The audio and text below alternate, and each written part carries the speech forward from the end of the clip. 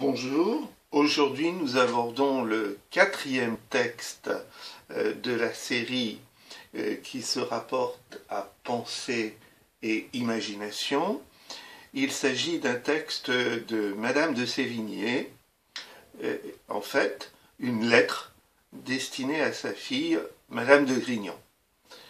Alors, comme lors de l'explication de texte précédente, systématiquement, je donnerai des précisions, puis je vous dicterai ce que vous devez noter sur votre cahier.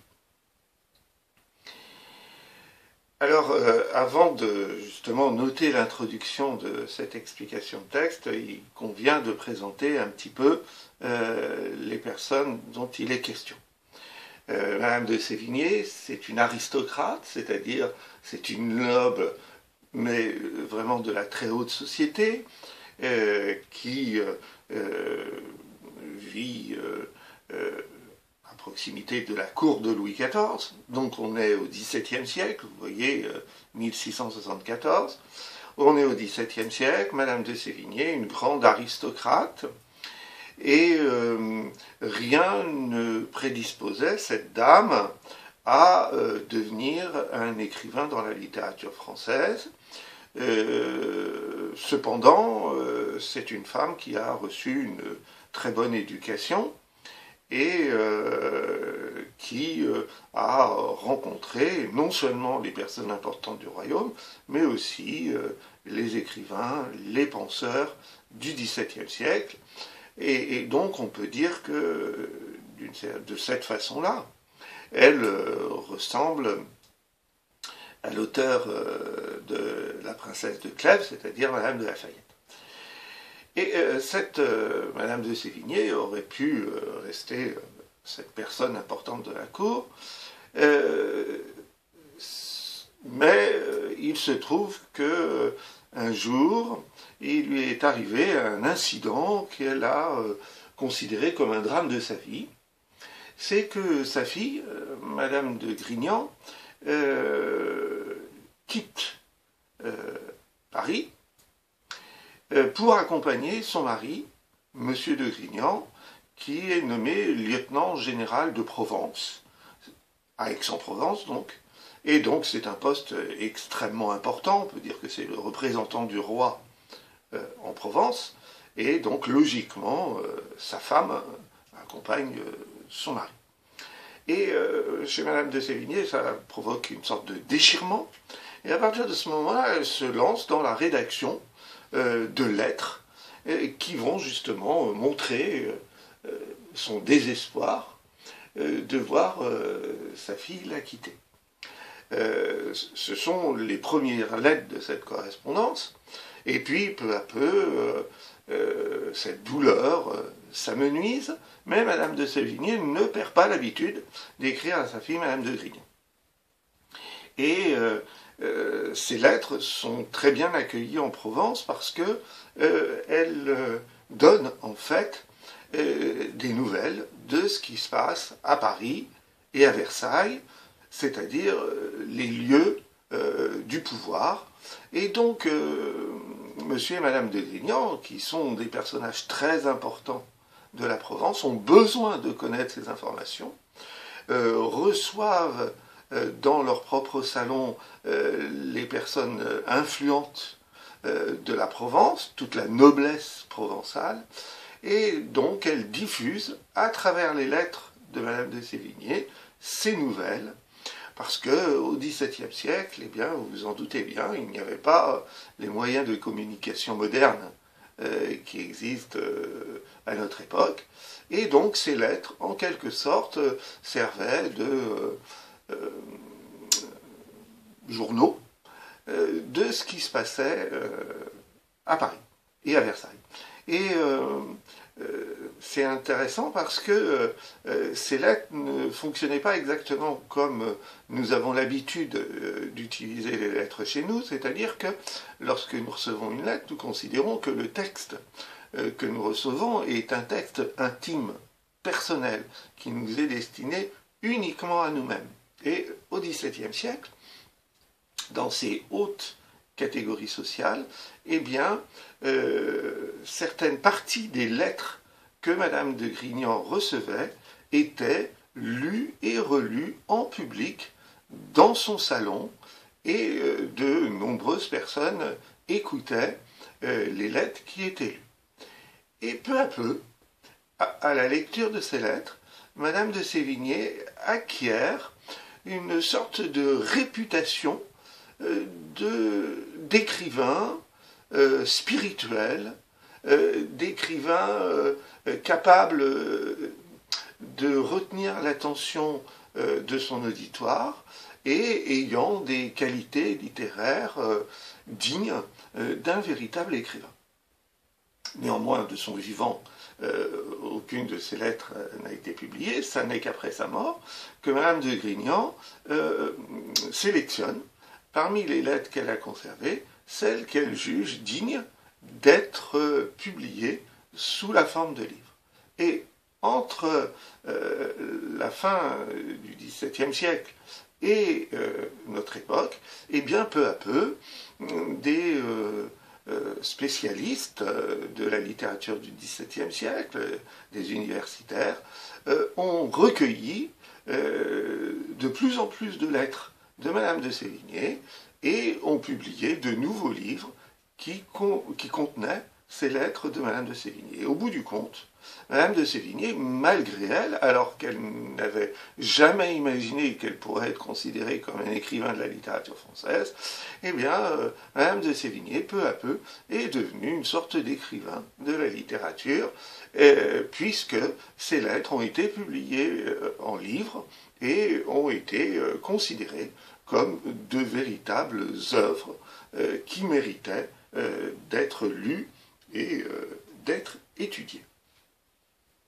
Alors voilà cette présentation un peu longue, mais qui nécessitait quand même d'être donnée, parce que sinon on ne comprend pas l'intérêt de cette lettre. Alors, si on passe maintenant à l'introduction proprement dite, nous dirons que Madame de Sévigné est une aristocrate du XVIIe siècle. Elle fréquente la cour de Louis XIV, mais aussi les beaux esprits de son époque.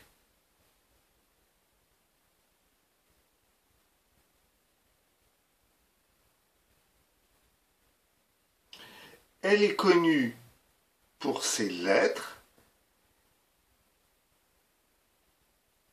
qu'elle a écrites en particulier à sa fille,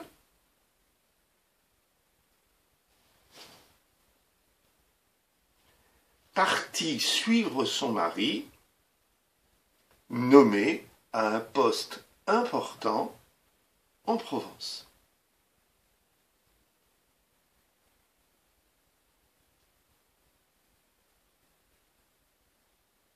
Les premières lettres qu'elle envoie traduisent la peine de cette séparation.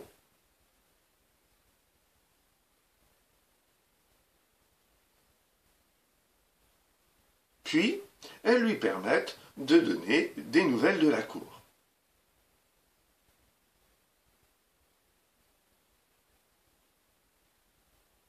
Ces lettres ne restent pas dans le cadre privé,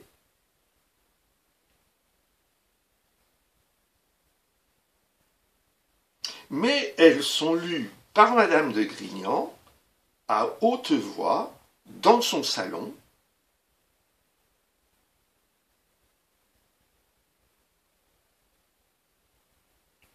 pour donner des nouvelles de Paris et de Versailles à la noblesse de Provence.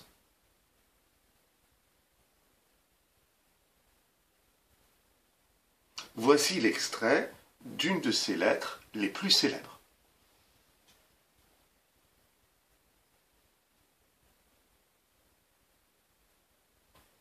Je vais faire la lecture.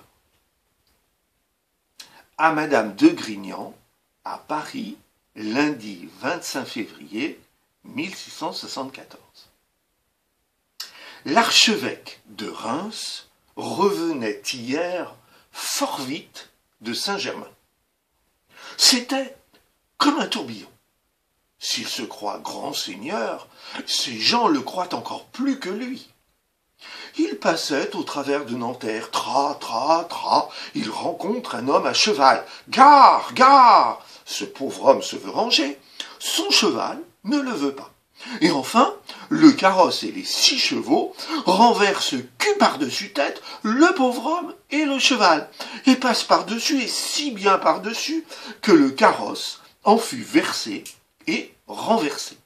En même temps, l'homme et le cheval, au lieu de s'amuser à être roués, se relèvent miraculeusement et remontent l'un sur l'autre et s'enfuient et courent encore, pendant que les laquais et le cocher de l'archevêque et l'archevêque même se mettent à crier « Arrête, arrête ce coquin, qu'on lui donne 100 coups !»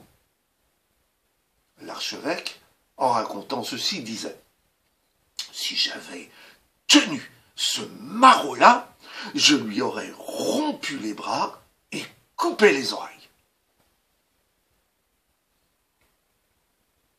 À partir de cette lecture, on peut se poser la question suivante. Comment cette lettre associe-t-elle imagination et pensée?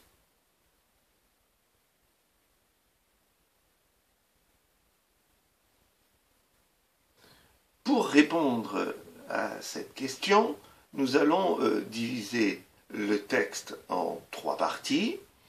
Et donc, là, nous allons étudier la première partie qui comprend l'entête, ça s'écrit E-N-T-E, accent circonflexe, T-E, jusqu'à la ligne 2, là où vous voyez la séparation. Cette première partie, nous l'appellerons un début de récit qui frappe l'imagination.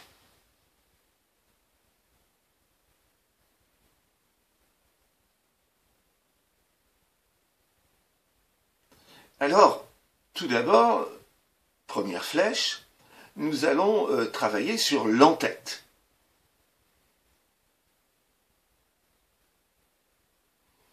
Nous remarquons le nom de la destinataire de la lettre, Madame de Grignan.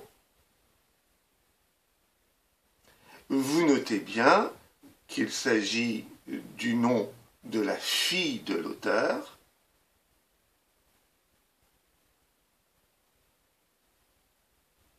Qui reçoit cette lettre au moment où elle vit à Aix-en-Provence,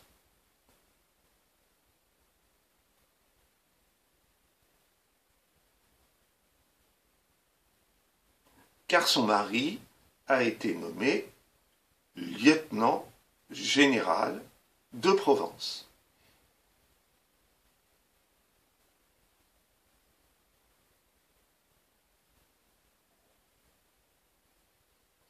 Paris est donc le lieu d'origine de la lettre,